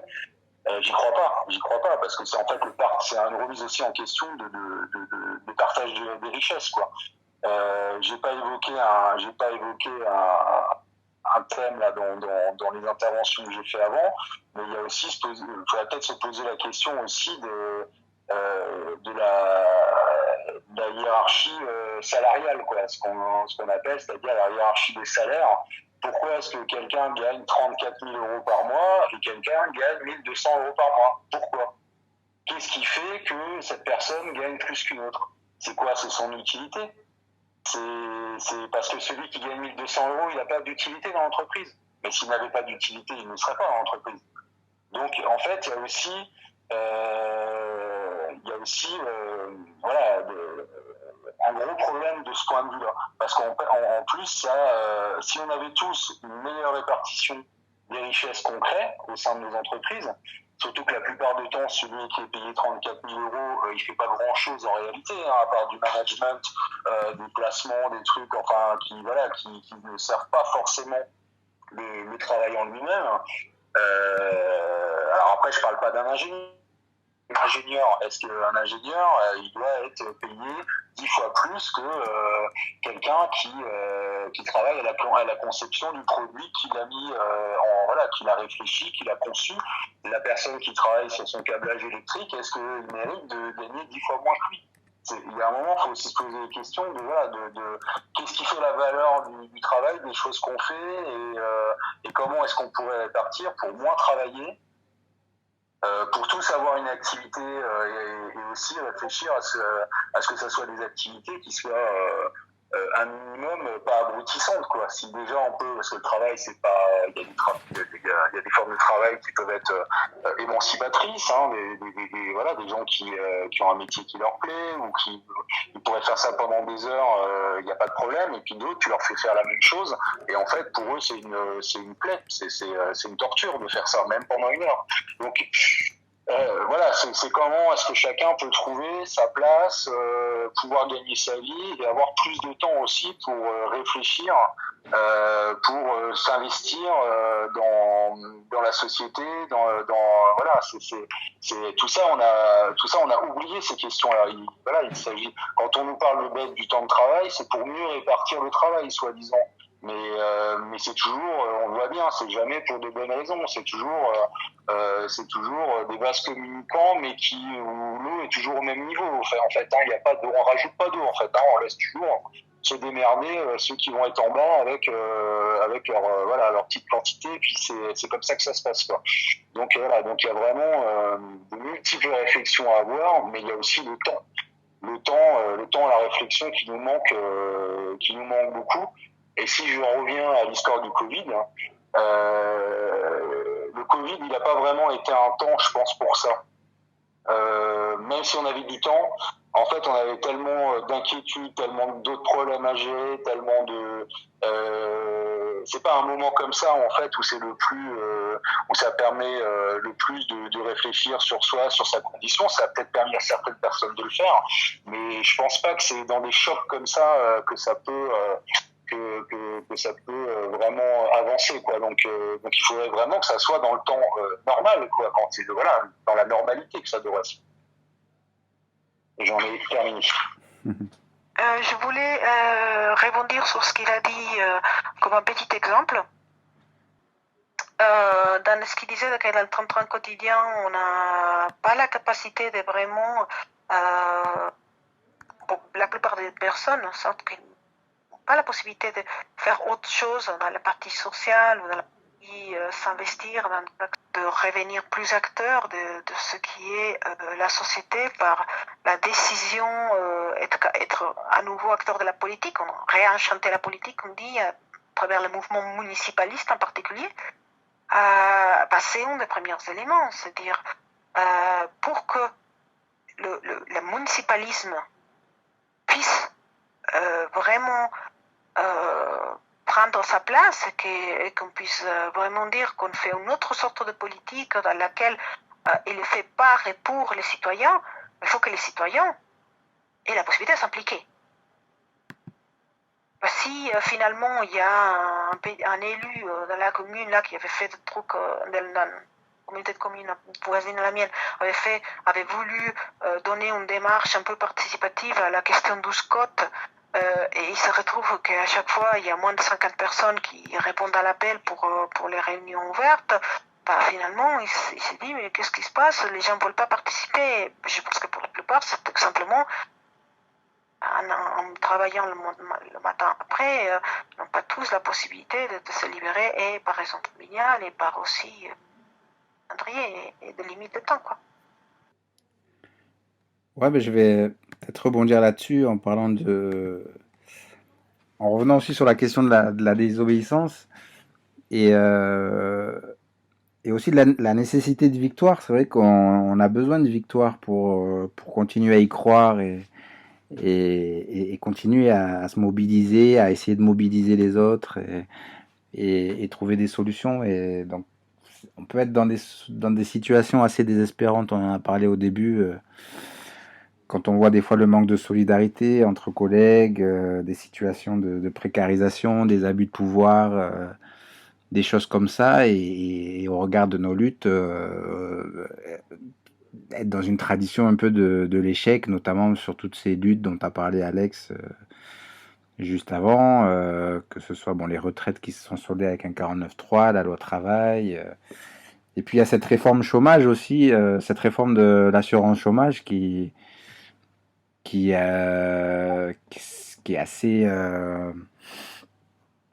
assez préoccupante parce que c'était là début novembre, juste avant la grève,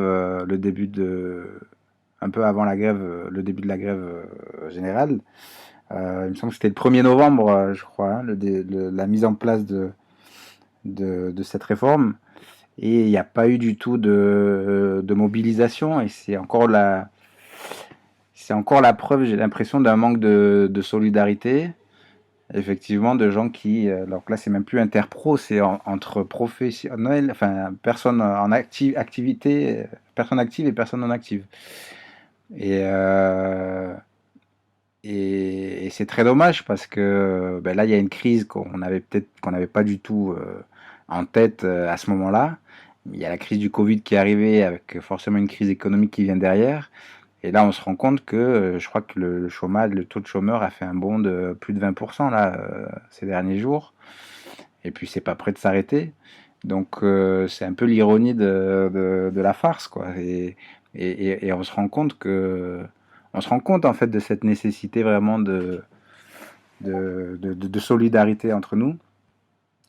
Donc, à l'heure actuelle, comment mobiliser beaucoup parlent de relance de la grève, mais autour de quoi? Ben là, la réforme des retraites, par exemple, est suspendue jusqu'à nouvel ordre, même si on peut continuer de se battre pour son retrait définitif, qui était quand même l'objectif au départ. Ça paraît très très compliqué et on s'en rend compte dans les cadres interpro.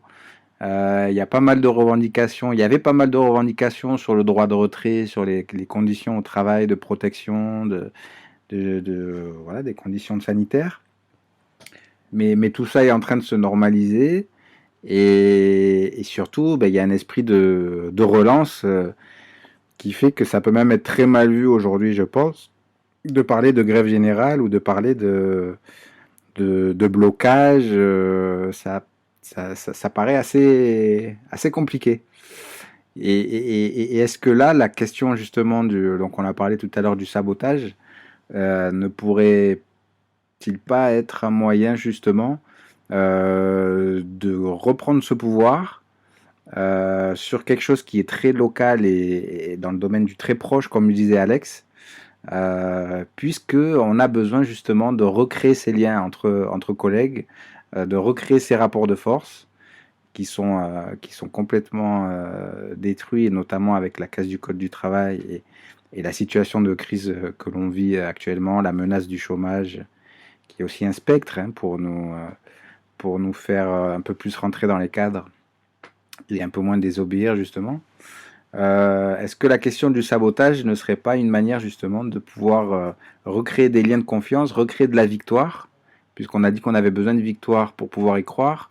Il y a des actions toutes simples qui peuvent être faites, même dans le cadre de la loi, hein, puisque on peut parler de ralentir les cadences de production, on peut parler justement de faire mieux, de faire quelque chose de très minutieux dans la qualité, mais justement en prenant beaucoup plus de temps, en ralentissant les cadences. Est-ce que c'est pas là aussi un moyen de reconstruire petit à petit ce rapport de force sur le terrain vraiment local et cette confiance dont on a besoin entre collègues dans l'attente d'une relance d'un mouvement massif qui pour l'instant paraît assez compliqué mais qui peut repartir éventuellement avec d'autres abus du gouvernement ou une crise économique qui deviendrait très, très, très critique avec un gouvernement qui ne serait pas à la hauteur justement de cette crise. Pour l'instant, ça paraît compliqué et je pose cette question sur le sabotage, vu que ça faisait partie des thèmes dont on voulait parler ce soir, liés à la désobéissance au travail.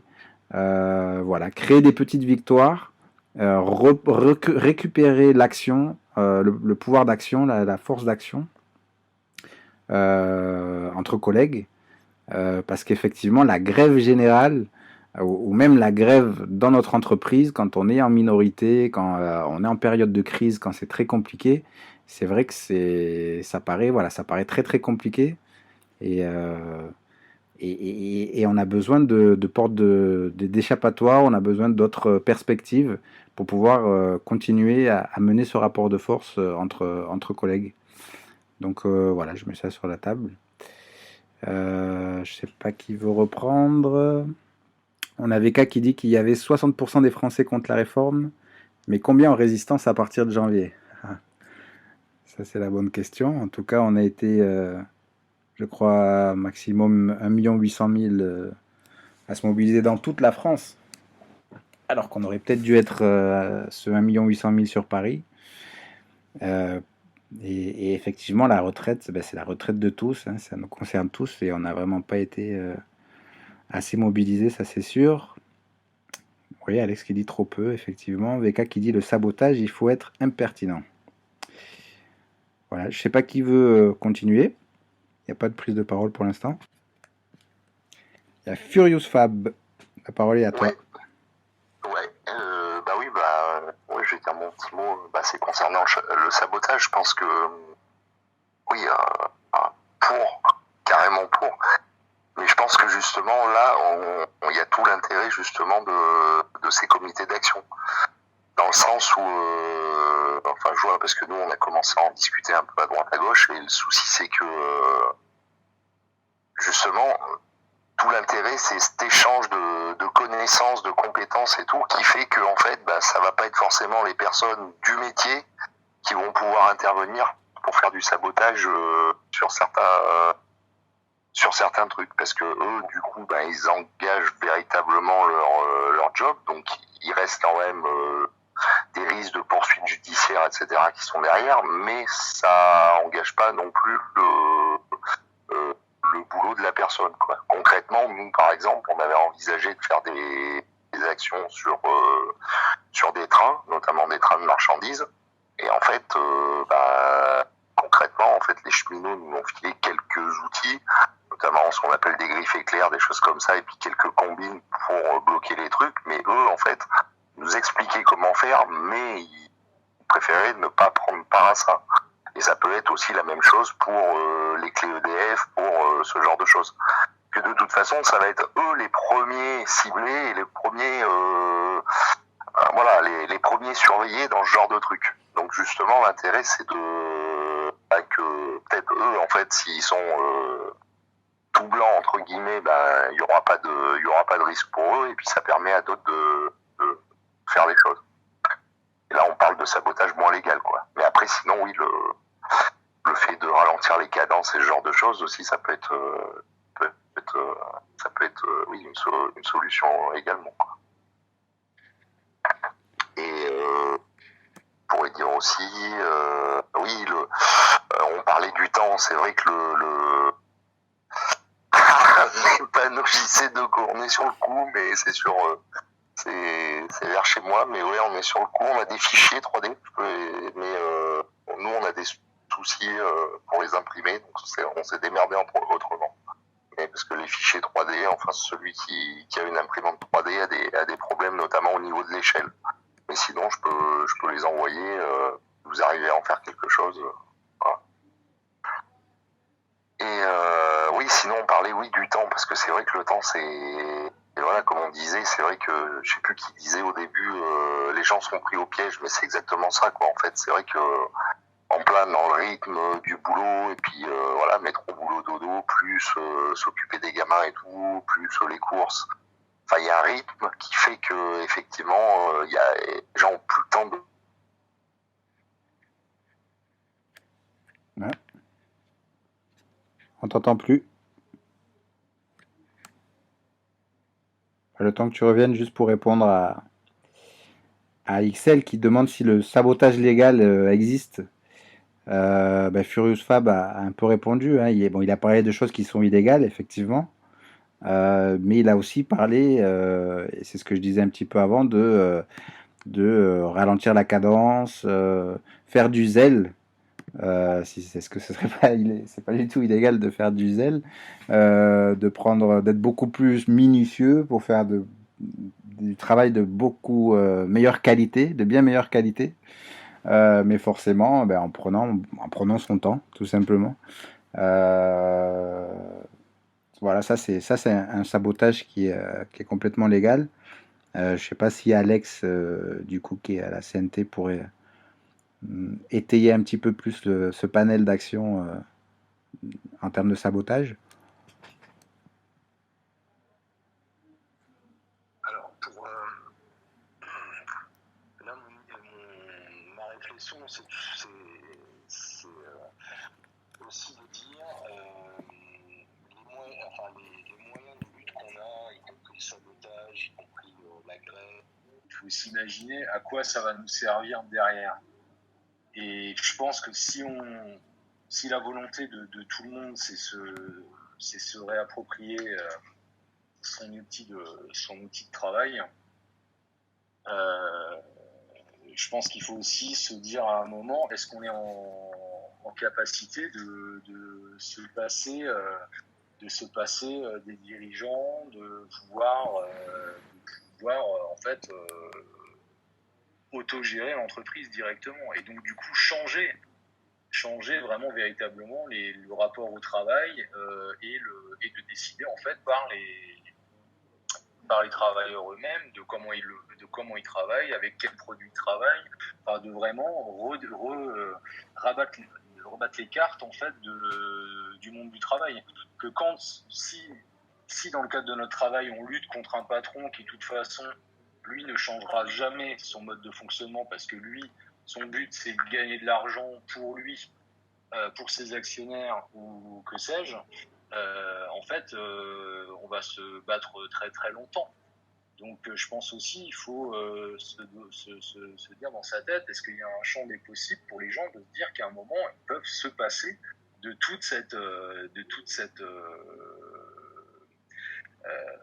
ce mode de fonctionnement d'entreprise tel qu'on le connaît aujourd'hui, pour se débarrasser de facto déjà du capitalisme d'entreprise.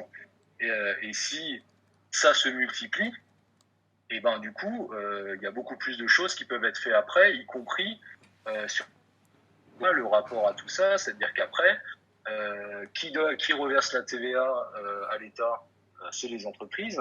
Qui c'est qui verse les cotisations? C'est les entreprises.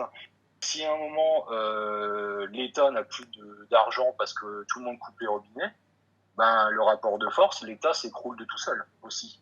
Donc en fait, est-ce que les gens, moi ce que je vois par exemple quand je vois régulièrement des entreprises fermées ou en redressement judiciaire, souvent les salariés, évidemment, ont le choc d'apprendre ça, et ils n'espèrent qu'une chose, c'est d'avoir un repreneur. Est-ce que vraiment c'est ça? Est-ce que c'est vraiment recontinuer à travailler comme on travaillait avant, et d'avoir juste un autre patron, et d'avoir juste, mais toujours dans les mêmes circonstances, voire pire, c'est-à-dire qu'après il va falloir faire des sacrifices, virer une partie du personnel pour que le repreneur veuille bien reprendre l'activité, c'est-à-dire des gens sur le carreau, qu'on va négocier chichement une somme pour partir, et puis après il y a des gens qui ne retrouvent jamais de travail, jamais, qui se retrouvent dans une précarité énorme et qui sont au chômage pendant 5-10 ans, ou qui se retrouvent à 15 ans de la retraite, machin, et qui ne travailleront plus jamais, et connaîtront, seront dans la misère. Donc moi c'est ça aussi, c'est de se dire les moyens d'action, ok, mais aussi dans quel but derrière. Moi je pense que ça aussi, il n'y a pas cette discussion là-dessus, parce que j'en entends pas beaucoup parler de ça, de la possibilité de se débarrasser du capitalisme par ce biais-là. Et de ce fait, c'est pas en brûlant une banque qu'on abat le capitalisme. Même si demain on brûle la bourse, ça changera rien, ça changera pas le monde tel qu'il est. Mais si tous les moyens de production sont socialisés, que les salaires sont socialisés et tout ça, je pense que là par contre, on change carrément on change de monde là, je pense. J'aimerais bien qu'il y ait des interventions là-dessus, parce que ça me plairait d'entendre un peu les avis sur ce thème-là, qui certes dévie un peu de la désobéissance, mais enfin, reprendre son petit travail en main, c'est une forme de désobéissance, puisque normalement on n'en est pas le propriétaire, même si c'est grâce à nous que le propriétaire a pu l'acheter. Furious, Fab, c'est à toi.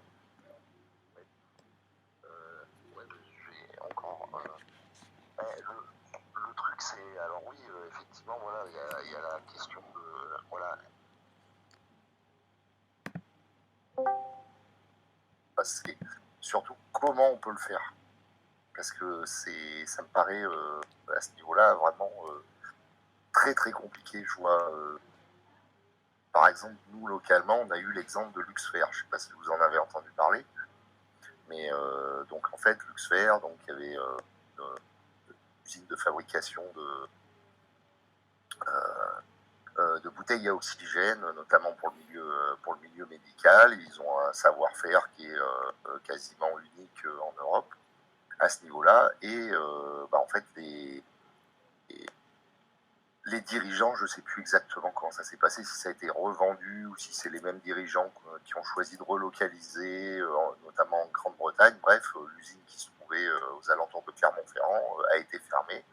Et les ouvriers, en fait, ils voulaient reprendre possession, comme en fait l'usine était à l'abandon. En fait, ils voulaient reprendre, et qu'ils étaient tous mis au chômage, ils voulaient reprendre, se réapproprier justement les moyens de production pour créer quelque chose dans ce sens-là. Et ce qu'on a vu, c'est que il n'y a eu aucun moyen que ça ait lieu. Et ça a été d'autant plus aberrant que, justement, avec la crise du Covid, ça paraissait vraiment couler de source et essentiel qu'il y ait quelque chose qui soit fait dans ce sens-là.